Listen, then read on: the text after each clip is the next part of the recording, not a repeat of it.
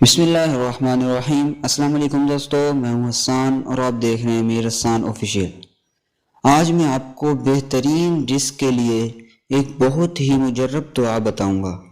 آج کل ہر کسی کو رزق کی تنگی ہے، وہ یہ دعا ضرور پڑھے، اس پر اللہ خاص کرم فرمائے گا۔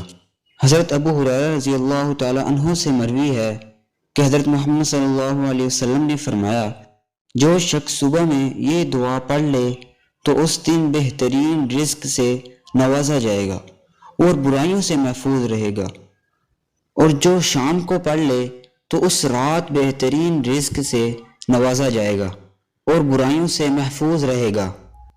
وہ دعا یہ ہے: ما شاء اللہ لا حول ولا قوت الا باللہ اشہد ان اللہ علی کل شیء قدیر۔ اللہ تعالی ہم سب کو اس پر عمل کرنے کی توفیق عطا فرمائے، آمین۔ جزاک اللہ۔